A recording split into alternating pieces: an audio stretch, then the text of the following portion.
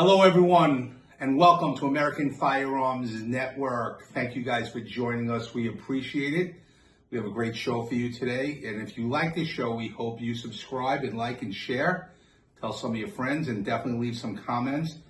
We're going to talk about what me and Instructor Paul see on the range. All of the bad stuff that we see and just the nasty, the negative attitudes and potential major issues that come on when we do a range day. Instructor Paul. Yeah, we've seen a few things in our time, Todd, but the important thing is making sure someone and everybody stays safe. And one of the things and the first things that we tend to do on any range day, we talk about the universal safety rules. I don't care if you go to any instructor and he does not first start with the universal safety rules. You need to get in your car and drive off into the sunset, because before we allow anybody to step on the range, we will sit down with them and discuss the universal safety rules.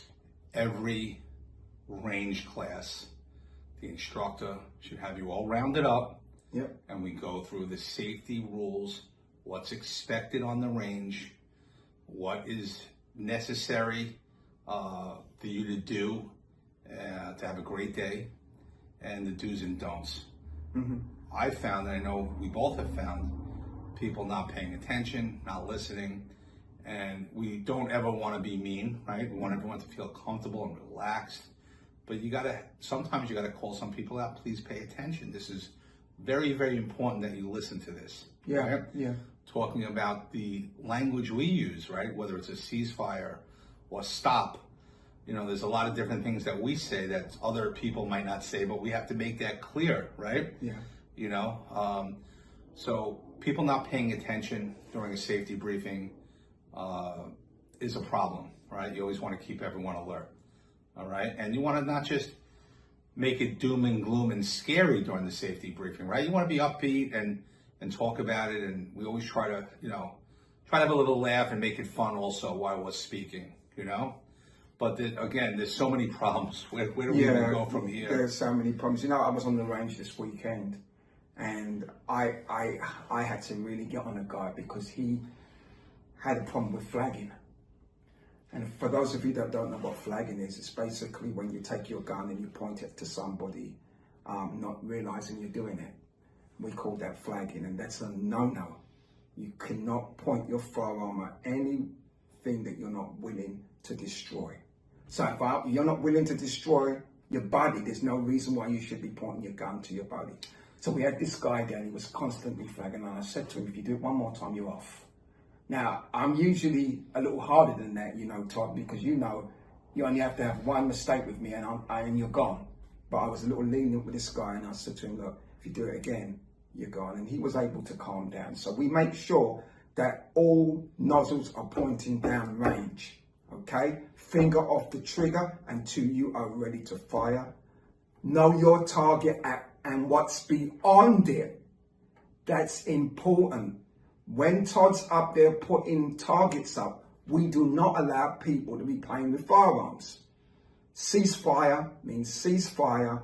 Put your guns down means put your guns down. We do not allow people to be playing around with firearms when we have someone downrange putting up targets. So I was just in Homestead. I did a class. You weren't able to join that weekend, and we weren't drawing from concealment from a holster, outside or inside, and we were going from a low ready. So everyone would load their magazines. They go to the firing line. Yeah. They would not load until the instructions were given. Right. They would have nothing. The slide would be racked back, locked back, and you're in a low ready. You're loading, making ready, and one of the students ended up dangling his gun after a shoot. And he shot a round into the ground. I cannot tell you how upsetting that is. I had to pull the student aside. Nice guy, great guy. I said, listen, I'm sorry.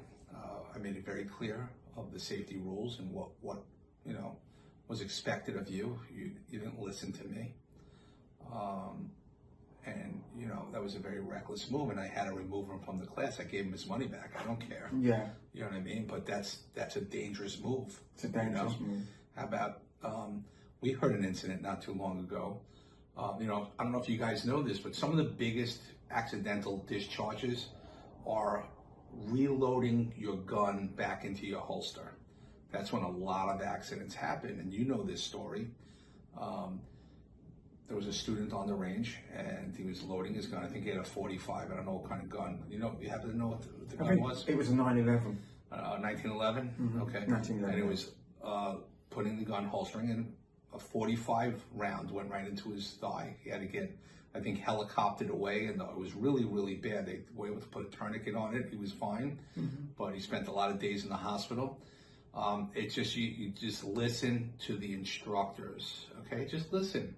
Yeah. Slow down and listen. It's going to be a great, great time. We always try to, you know, make things fun and great, but you got to follow and you got to listen. You know, another thing, which is a big disruption when you have a student that interrupts you. Well, my brother was in the Marines, Yeah, or my I don't father like that. was in the Marines, and he said to do it this Yeah. way, and they're starting to talk back, and you got to get involved. That's annoying. Like, Right. just learn.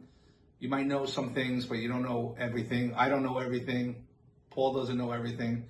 Just sit, and, you know, we have a lesson plan when we do these lessons, like most instructors, right? And we go through the lesson plan. And usually everyone learns. You might learn some things, you might not know some things. And again, when you go to these classes, it's practicing. Even if you know how to shoot, it's a practice. Listen, don't be that guy that goes, oh, my uncle, my cousin did it this way, and he's trying to be the class clown amongst the group. Horrible. I hate it. I hate when that happens. You know, one of the things that I kind of make sure that I'm very, very careful about is when husband and wives come together on the range. Yeah. I make sure that I separate them, because I've had situations where the husband is trying to dictate to the wife on how she should be holding the gun, and I'm the instructor. Right, you're giving the lesson, and he's jumping in. He's jumping in. And he's trying to teach the wife. And, That's a no-no.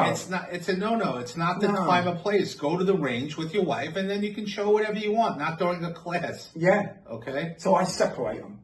So I'll put them maybe on target 7 and have him on target 1. You know, I don't want them together. That's just me, you know.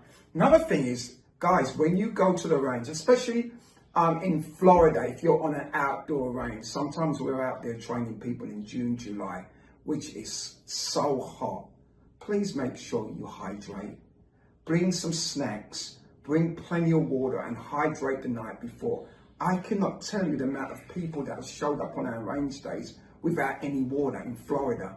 And you're around live at fire. We had several people getting dizzy spells. I know. And they have to sit down for a while, and we have to get water. We have to stop the class for a little bit. You know, always be hydrated, no matter what, when you go to, and it takes a lot of concentration. Be alert, pay attention. You know, when you're doing these classes, it's, you know, you got to stay focused on what you're doing. You know, even the most experienced shooters, you know, you're not paying attention. That's when accidents happen. Exactly. Right? You know? And one more thing, Todd. My pet peeve, and I know you know what it is. My pet peeve is when you show up on a range day without adequate equipment. Oh. I don't like it. I don't like seeing people walking around asking people for magazine pouches. I don't like it. You know what you need to bring to a range day. Bring your stuff. Make sure you got everything in your bag. When you get there, come prepared. Stop asking people for stuff. Yep, most instructors send out an email prior to the class. Yeah. They'll tell you exactly what's needed. And I've had it, and you've had it, right? We've seen this. Guys are coming without a belt. Yeah. And they're trying to use their holster on their pants. I'm like, that's reckless. You can't do that. I mean, there's, you know, it's just not paying attention, not listening, just having a bad attitude,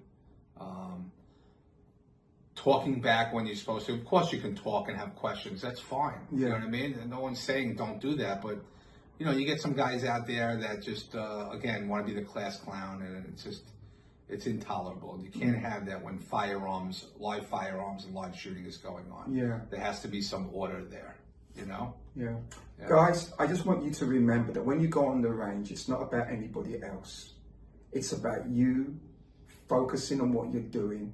You're not in a race. You take your time, listen to the instructor, and make sure that you do what you need to do to keep yourself safe and everybody else safe. That's the most important thing I want to leave with you this afternoon. Safety, safety, safety. I want to get home to my family, and I know you want to get home to your family, and Todd wants to get home to his family. So with that, go out, train, train, train, and have a great day. Take care, and we'll see you on the next show.